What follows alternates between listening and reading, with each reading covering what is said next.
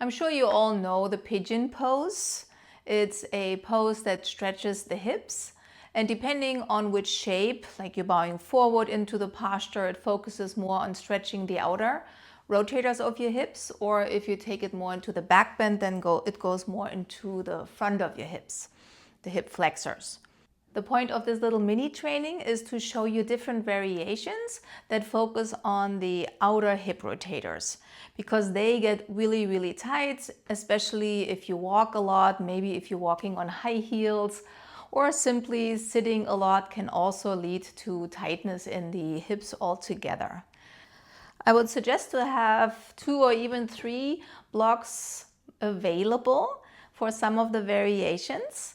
We'll do some of them laying down. We will do some variations seated.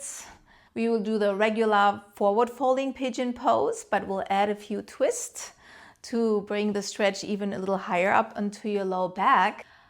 I will teach you very precise alignment principles, how to use your muscles to stabilize specifically your knee so we get the stretch into the hip without weakening or tearing, hopefully not tearing, right? But it can happen, the ligaments of your knee, and without putting any stress on your low back, because that can happen easily if you do, especially these deeper variations of postures without any muscular tone which protects the joints.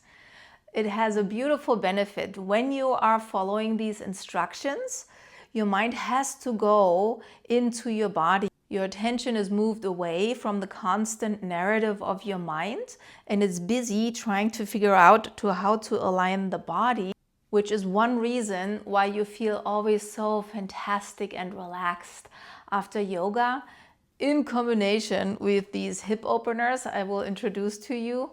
They are very, very beneficial to make you feel more grounded and relaxed. And since we work so much with strength and muscle tone, it will give you a good sense of stability, because why is this important? When your muscles are stable, your joints are stable, and that brings a signal of feeling safe from your body to your brain, which then settles the nervous system. In all my offerings, classes, you will always notice that I will tell you on how the physical practice also affects your mind and your nervous system, and then how it may have an effect onto your entire life. Because it is fun to perform these postures, but it's even more fun or even more interesting if you know what it does to not just your muscles, but to your entire being, and how it may affect your beautiful life that you're already living. All right, enough talking. Let's do it. Figure 4.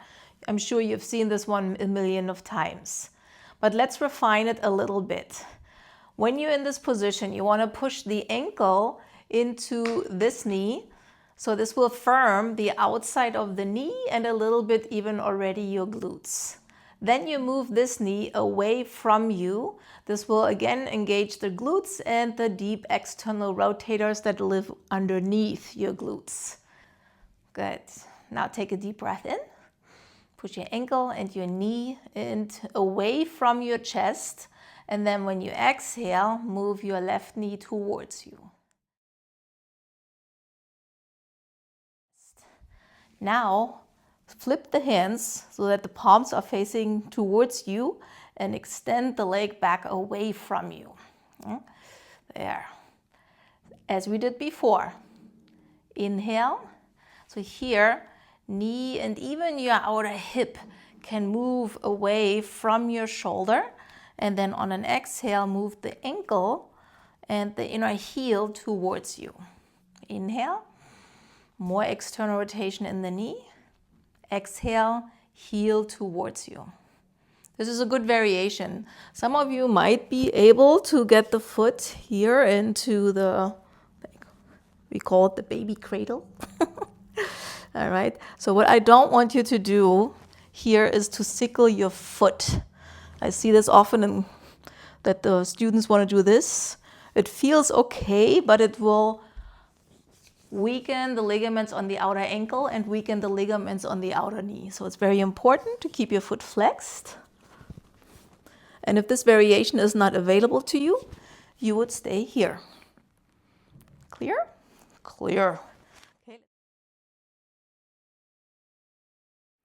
Good. So we'll start with the left leg forward.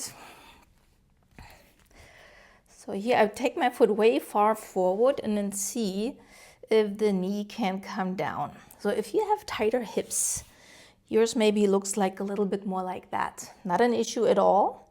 Try to push the pinky toe side of your foot into the floor. Look forward. And then start moving your knees a little bit further back at a time.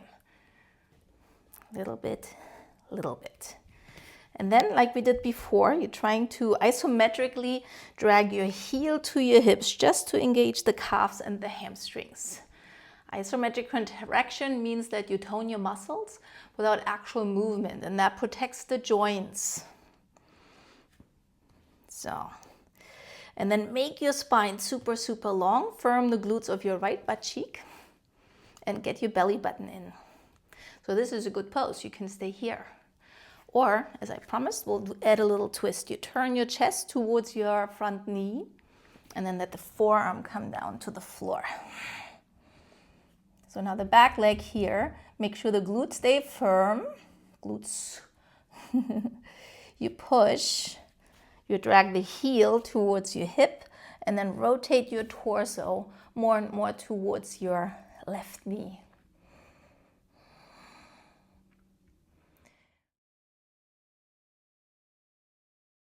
So I'm going to show a variation if you have tight hips. So I have many students in my class. They're more like in this position. And then I often hear the modification of putting a blanket under the butt. Not bad, but I think there's a better version. So that would mean you would grab a block, put it in front of the left knee for now, and put your foot on top of the block, and then you lean back and lift your chest. Yeah, so this can be one variation if you're super tight in your hips. Lengthen your spine, core is strong, and then slowly bow forward. This is also a posture that is wonderful after a hike or any long extended times of walking. You could sit anywhere and just do this one here. Feels lovely on the hips and on the low back.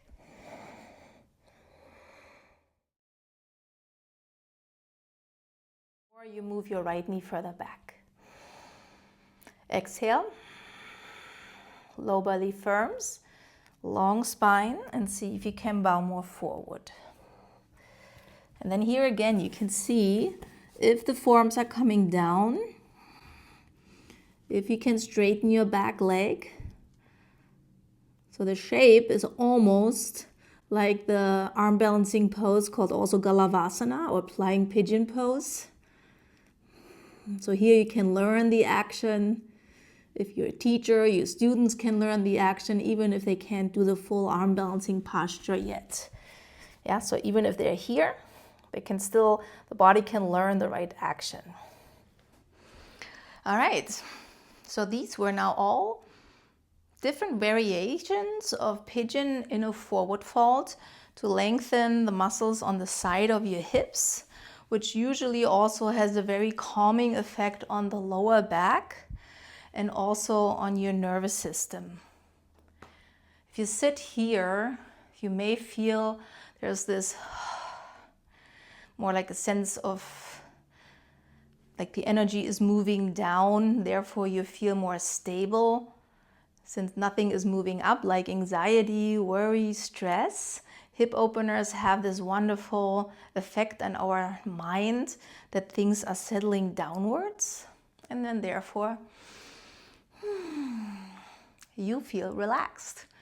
The more you practice yoga, really pay attention on how these postures have not just an effect on your flexibility or strength, but also on your nervous system. And then see when your nervous system downshifts more and more, and for being able to hold this calmness for a longer time, how you perceive your current life differently. As a little tip, it's much easier to change your inner state, your nervous system to settle, and then therefore enjoy your life a little better than trying to manipulate your outer world into getting what your mind wants. That's a little tip.